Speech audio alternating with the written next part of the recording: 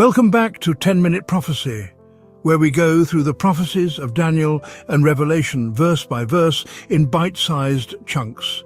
Thank you for joining us again. We hope that this journey through Bible prophecy has been enlightening, whether you are new to prophecy or have studied prophecy in the past. As always, if you haven't seen the previous presentations, please watch them as each prophecy builds on each other. The link to our playlist is down in the description below. You will also find the video on the non-denominational biblical prophetic interpretation method that has proven itself over and over again in world events both past, present, and can be relied upon to understand the future. See the link in the description below. Here we continue the judgments of God against the Eastern Roman Empire, also known as Byzantine Empire. We will continue our study into the rise of Islam as prophesied in Revelation 9, starting in verse 5, and to them it was given that they should not kill them, but that they should be tormented 5 months, and their torment was as the torment of a scorpion when he striketh a man.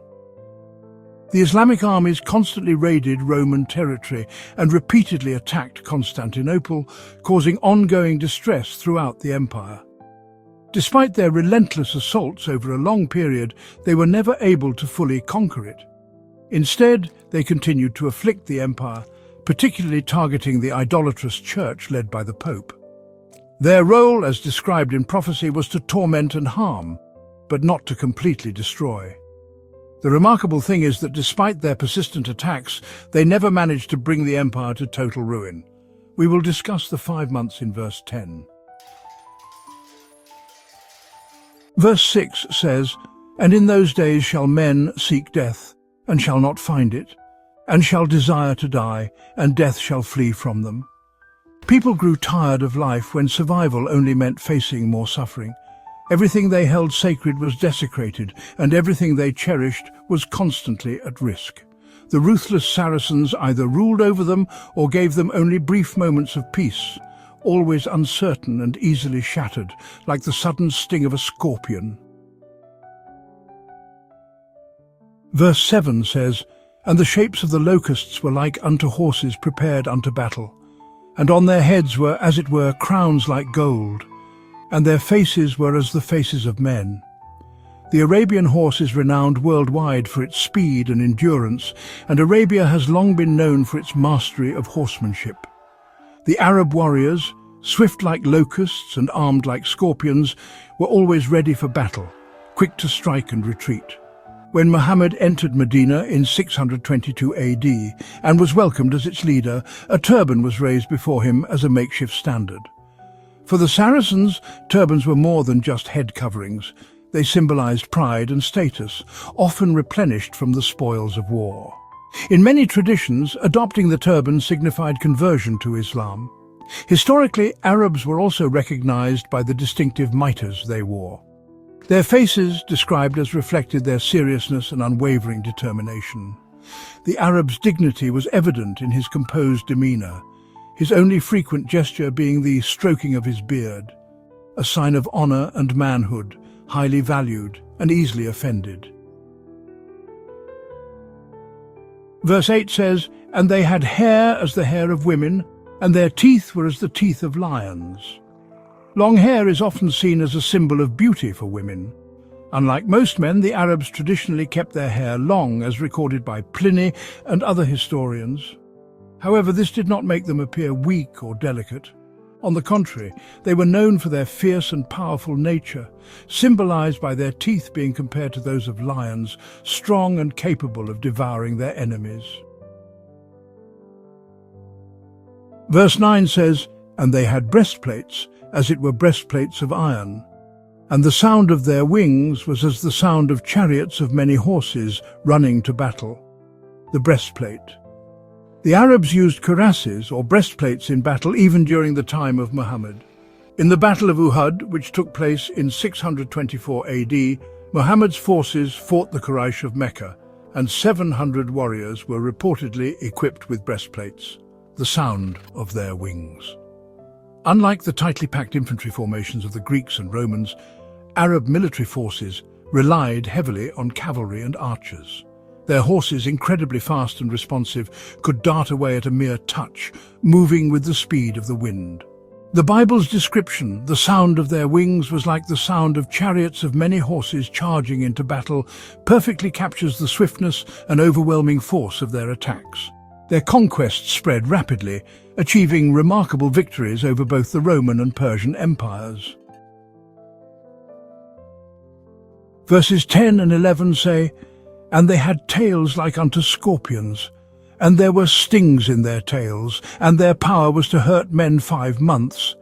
And they had a king over them, which is the angel of the bottomless pit, whose name in the Hebrew tongue is Abaddon, but in the Greek tongue hath his name Apollyon." Here we see the time frame of 5 months, and we will discuss this in relation to verse 6. Let's start with their power to harm for 5 months. The question arises, who were these men that the prophecy says would be harmed for 5 months? The answer is clear. They are the same ones who would later be slain, as mentioned in verse 15, specifically the third part of men, referring to the Greek division of the Roman Empire. When did their torment begin? The answer is found in verse 11. First, they had a king over them. After Muhammad's death, the Muslim world remained divided into various factions without a unified civil government. However, near the end of the 13th century, Othman established what became known as the Ottoman Empire. This government united the major Muslim tribes into a single powerful monarchy. Second, the king's character. The passage describes him as the angel of the bottomless pit. In biblical terms, an angel can mean a messenger or leader, not necessarily a spiritual being. Here it refers to the leader of the religion that emerged from the pit, Islam. The Sultan, also known as the Grand Seigneur, was both the supreme political ruler and the highest religious authority, or Caliph, of Islam. Third, his name. In Hebrew, he is called Abaddon, meaning the destroyer, and in Greek, Apollyon, meaning one who exterminates or destroys.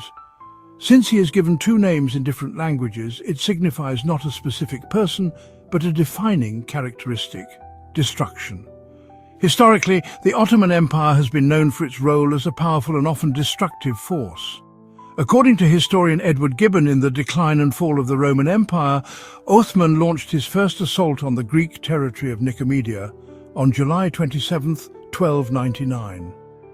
Some have mistakenly calculated the prophetic timeline from the founding of the Ottoman Empire. But the prophecy specifies that they would torment men for 5 months, meaning the period must begin with their first attack, not just their rise to power. The prophecy describes a tormenting period lasting 5 months, and in prophetic time, a month equals 30 days. Symbolically, 150 days represent 150 years. Counting forward from July 27, 1299, this period extends to 1449. During these 150 years, the Turks waged near constant war on the Eastern Roman Empire, especially the Greek area, seizing many provinces but never fully conquering Constantinople. However, in 1449, a major shift occurred, marking the end of this period, an event that connects to the next prophetic trumpet. This concludes our time together. Thank you for joining us. We hope you have enjoyed this nugget of prophecy. Join us next time as we continue on the 7 trumpets. If you have any questions or comments, please leave them below, and don't forget to like and subscribe. We look forward to seeing you again soon.